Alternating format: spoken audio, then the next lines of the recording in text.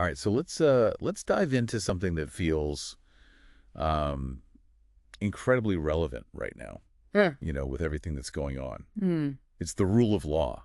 We Yeah. hear this phrase all the time, Right then. but what does it actually mean Right. in practice?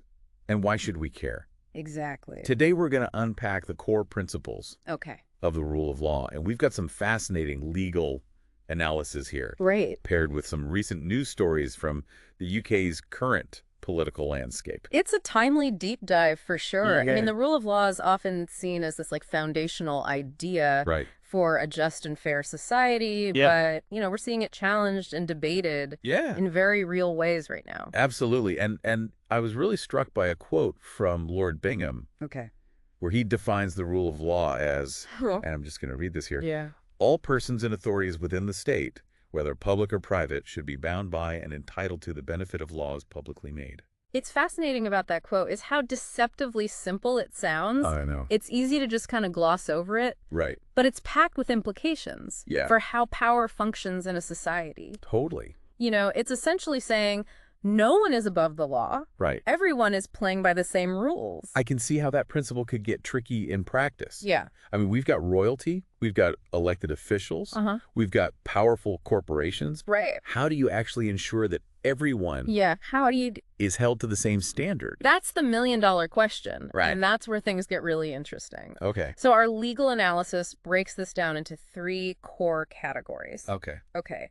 So we've got legality and legal certainty, legal equality and fundamental rights, Okay. and judicial independence and access to justice. Oh. So each of these acts as a pillar Yeah. supporting this overall structure. Okay. I'm intrigued, but before we break down each of those pillars, Yeah. I need to play devil's advocate for a second. Okay.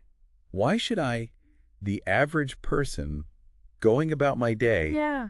actually care about this? Right. It feels kind of abstract. Well, think about it this way. Oh. Imagine a world where the rules can just change at any moment, Oh, gosh. where the government can act without any legal basis, Right. where your rights are not clearly defined or protected. Yeah.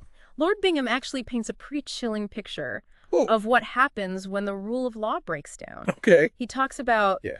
the midnight knock on the door, Oh, my God. the sudden disappearance, Yeah. the show trial. I'm getting chills just thinking about that. Yeah. It suddenly doesn't feel so abstract anymore. Exactly. Yeah. The rule of law isn't just some theoretical concept. Right. It has very real implications for our daily lives. Yeah. It's about protecting us from arbitrary power. Uh-huh. It's about ensuring that we have a predictable and just system Right. where everyone has a fair shot. Right. So it's not just about avoiding those worst case scenarios. Right. It's also about making sure that the system works fairly for everyone every day. Precisely. Yeah. It's about knowing that you can rely on the law to protect your property rights, to enforce contracts fairly, Yeah. to ensure that you have access to a fair trial if you ever need it. Right. Think about something as simple as buying a house. Yeah. That entire process relies on a stable legal system Right. where the rules are clear Uh-huh. and consistently applied.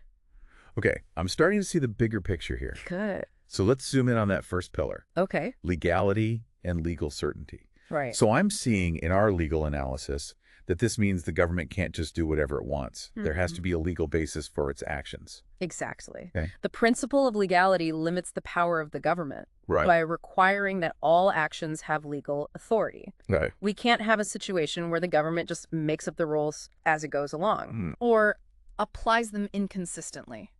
That makes sense. I think. But I'm guessing things get a little messy in real-world situations. Oh, absolutely. Didn't we see this play out during the COVID pandemic? Yeah. There was a lot of confusion about what was legally required versus what was just guidance. You're absolutely right. Right. The pandemic is like a prime example of Yeah. how the lines between law and guidance can get blurred, Right. leading to uncertainty and potentially unfair enforcement of rules. Totally. Think about the various lockdowns. Yeah. The mask mandates, travel restrictions. Right.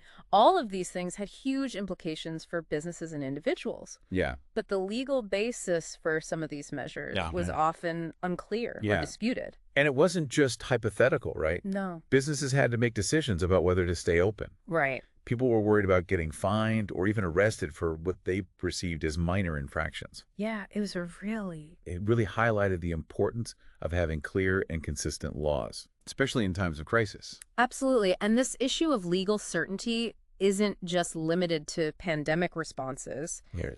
You see this with the current debate around the retained EU law, revocation and reform bill. Right. It's causing a lot of anxiety for businesses. Because of the uncertainty. Because of the uncertainty it creates. So businesses are essentially operating in a kind of legal limbo, Yeah. not knowing what rules they'll need to comply with in the future. Essentially, they're concerned about how existing laws will be interpreted and applied once this bill takes effect. Right. And without that certainty, it becomes incredibly difficult for businesses to plan, invest, and operate effectively. And that uncertainty trickles down to everyone. Exactly. Jobs, prices, the overall economy. The whole thing. I see your point. Okay. Yeah. So we've established that legal certainty isn't just some abstract legal concept. Right. It has real-world consequences for all of us. Or all of it. Let's move on to the second pillar.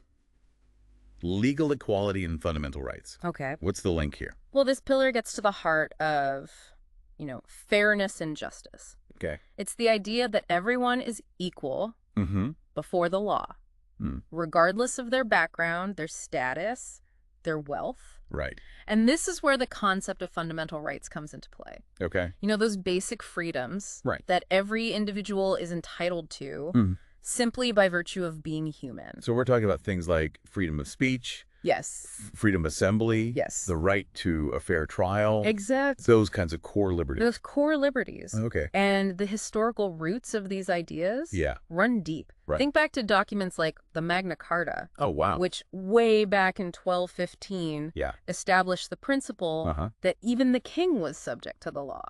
Wow, so these concepts have been evolving for centuries. Absolutely, and they continue to evolve even today. I mean, it's amazing. For example, the UK's involvement in the European Convention on Human Rights has played a significant role in shaping our understanding of fundamental rights in a modern context. Okay, but I've noticed that there's often this tension between protecting individual rights and addressing security concerns.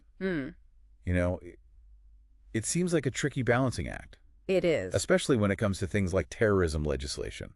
It is a difficult balance to strike. Yeah. On the one hand, we want to protect ourselves from genuine threats. Of course. But on the other hand, we don't want to sacrifice the very freedoms that make our society worth protecting. So how do we navigate this?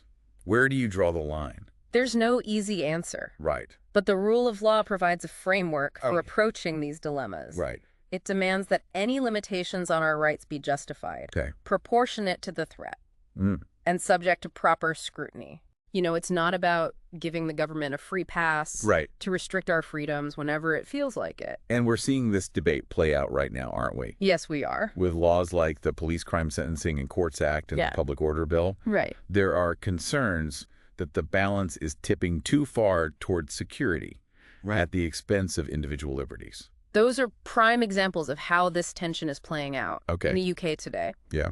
The Police Crime Sentencing and Courts Act, for example, expands police powers to restrict protests, which has raised concerns about the right to freedom of assembly. And the Public Order Bill introduces new offenses related to protesting, including measures to crack down on disruptive protests. So critics are saying that these laws could be used to stifle dissent and make it harder for people to exercise their right to protest. That's the essence of the argument. The question is, are these limitations on protest proportionate?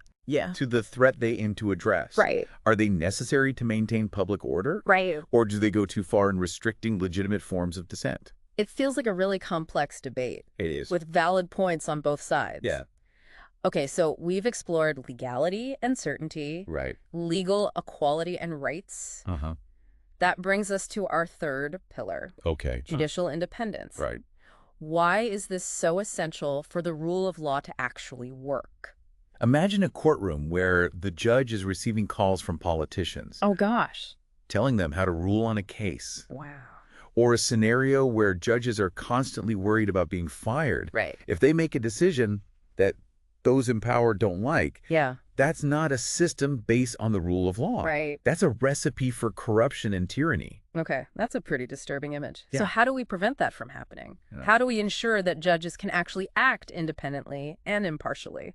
That's where things like security of tenure come in. Oh, judges in the UK are appointed through a process that is independent from the government. Okay. And they hold their positions for life. Wow. Or until a mandatory retirement age. Okay. This means they can't be easily removed from office for making unpopular rulings. So they're not beholden to politicians for their jobs. Exactly. Which allows them to make decisions based on the law. Right. Not political pressure. Precisely. And it's not just about protecting judges from undue influence. Right. It's also about maintaining public trust in the justice system. Of course. People need to have confidence that when they go to court, they will receive a fair hearing from a judge who is applying the law impartially, not following orders from politicians. I'm remembering how we talked about the pandemic earlier. Yeah. And all the confusion around the rules. That's right.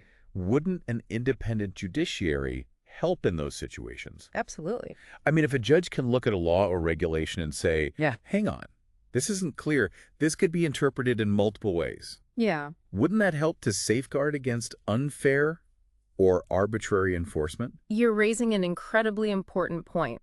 Okay. An independent judiciary acts as a vital check on the power of the government, particularly in times of crisis. Yeah. When there is a temptation to bypass normal processes or stretch the limits of the law. Okay. If a judge can say, hold on, this law doesn't actually give you the authority to do that, or this rule is so vague it's impossible to enforce fairly, then that helps to keep everyone accountable to the same standards. That makes a lot of sense. Yeah. And I'm guessing this is why we're seeing warning signs in countries like Poland and Hungary, where judicial independence has been eroded. Right. It's not just about protecting judges. No, it's not. It's about protecting all of us. You're absolutely right. Yeah. Those situations are deeply concerning because they demonstrate how quickly the rule of law can be undermined when the checks and balances start to fail. What's particularly striking is how it seems to start subtly. Yes. It's not always a dramatic overthrow of the system. Right. It's often a gradual chipping away at those safeguards. Exactly. Until one day you wake up and realize the whole structure has been weakened. And that's why it's so important to be vigilant and to call out any attempts to undermine judicial independence, even if they seem minor at first. Because if you erode public trust in the judiciary, you erode trust in the entire legal system. And it's not just happening in other countries, right? Yeah. We've had our own controversies here in the UK. That's right. I'm remembering the criticisms leveled at Liz Truss back in 2016 when she was Justice Secretary. Yeah.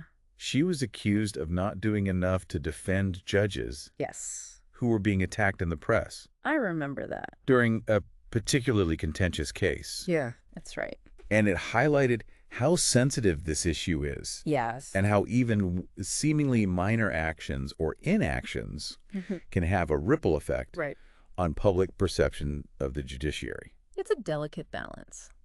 It's interesting how even words can be a weapon. Yes, they can. When it comes to the rule of law. Absolutely. Okay, we've covered a lot of ground here. We have. But I'm feeling a bit unsettled now. If these pillars are so crucial. Right. And we're seeing them being chipped away at in various ways. Yeah. What can actually be done to reinforce them? Right. Is it all doom and gloom? It's definitely not a time for complacency, but it's also not a lost cause. Okay. The rule of law is something we have to constantly work to uphold and defend. And that brings us to the final and perhaps most challenging aspect of our discussion, access to justice. Okay, so we've talked about these grand ideals of the rule of law. Right. You know, equality, fairness, checks and balances. Yeah. But what happens when those ideals bump up against the reality that not everyone has equal access to the legal system? That's the crux of the matter, isn't it? Yeah. Access to justice is about ensuring that everyone, regardless of their background or resources, has a genuine opportunity to seek redress and force their rights and navigate the legal system effectively. And I'm seeing a quote here from Sir Robert Neal, MP, chair of the Parliamentary Justice Committee. All right. He warns against complacency. Yeah. And this idea of the rule of law being treated like a legal pick and mix, where people in power can choose which bits to follow and which bits to ignore. His point is incredibly important. Right. If the rule of law is truly about equality before the law, then it can't be something that only benefits those with the means to access it. Right. Legal certainty, fundamental rights, judicial independence. Right. All of these principles become meaningless if a significant portion of the population can't even get their foot in the door of the justice system. And that's where this issue of legal aid cuts comes into sharp focus, doesn't it? Absolutely. We've heard a lot about how these cuts have made it incredibly difficult for people with limited resources to access legal representation. Legal aid is essential for leveling the playing field. You know, it ensures that everyone, regardless of their income, can access the legal advice and representation they need to navigate complex legal processes, understand their rights, and present their case effectively. Without adequate legal aid, the justice system risks becoming a system that only works for those who can afford it. It's a scary thought. It is. That's deeply concerning. But it's not just about legal aid, right? You're right. I mean, there are broader systemic barriers that need to be addressed as well. The legal system, by its very nature, can be complex, intimidating, difficult to navigate. Without expert guidance, we need to look beyond just funding and consider ways to make the system itself more accessible and user-friendly, particularly for those who are representing themselves. So things like simplifying legal language, providing clear information about processes and procedures, offering support services for those who are navigating the system without a lawyer. Precisely. And we need to pay particular attention to the needs of marginalized communities who may face additional barriers, such as language barriers, cultural differences, or a lack of trust in the legal system. We touched earlier on some recent legislation that has been criticized for potentially hindering access to justice. Things like the Covert Human Intelligence Sources Act, the Overseas Operations Act, and a few others. Can you unpack those a bit further? Each of these acts raises complex issues and deserves a deeper dive on its own. But the overarching concern is that they could create barriers to accountability and limit avenues for individuals to seek redress.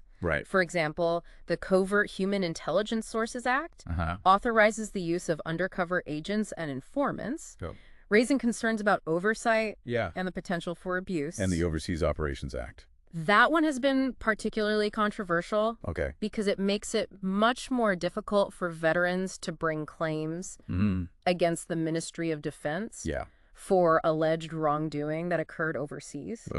Critics argue that it creates a two-tier system of justice. Where those who served their country abroad are denied the same access to justice as civilians. And what about the Judicial Review and Courts Act? That one seemed to be getting a lot of attention as well. That act introduces changes to the process of judicial review, which is a mechanism for individuals and organizations to challenge the lawfulness of government actions. Concerns have been raised that these changes could make it more difficult and costly to bring judicial review claims, effectively limiting access to this important avenue of legal challenge.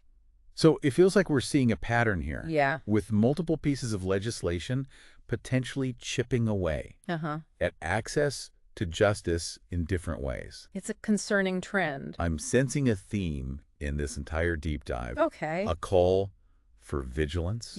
Active participation. Absolutely. And a willingness to challenge those in power when they overstep. You've hit the nail on the head. The rule of law is not a spectator sport. It's something we have to actively build, nurture, and defend, both individually and collectively. That's a powerful message. And it brings us back to that question you posed earlier. If the rule of law is truly about ensuring fairness and protecting individual rights, how can we best address the challenges facing the UK today? It starts with recognizing that upholding the rule of law is a shared responsibility. It's not just the job of lawyers, judges, or politicians. It's something that each and every one of us has a role to play in. So what can our listeners actually do? Where do they start? Well, first and foremost, stay informed, pay attention to what's happening both locally and nationally, read news articles, Yeah. Listen to podcasts. Of course. Engage in discussions. All right. And educate yourself about the issues. Knowledge is power. Absolutely. Yeah. The more you understand about the rule of law, right, the better equipped you'll be to recognize threats, challenge injustices, and hold those in power accountable. And it's not just about passive observation. No, it's not. It's about taking action. Exactly. Yeah. Support organizations that are working to protect the rule of law. Okay. Write to your MP, volunteer your time, make your voice heard. And perhaps most importantly, don't be afraid to speak up. Okay. When you see something that seems wrong, unfair, or unjust. It's a great call to action. I'm feeling a sense of both urgency and empowerment. Good. This deep dive has really highlighted how crucial the rule of law is. It is. Not just as an abstract concept, but as a vital framework for a just and fair society. Well, sir. So that's a wrap on our deep dive into the rule of law. Great. We've explored the principles, unpacked the challenges, and hopefully spark some inspiration for our listeners to get involved. I hope so. Thanks for joining us on this journey. It's been a pleasure. And we'll see you next time for another fascinating exploration.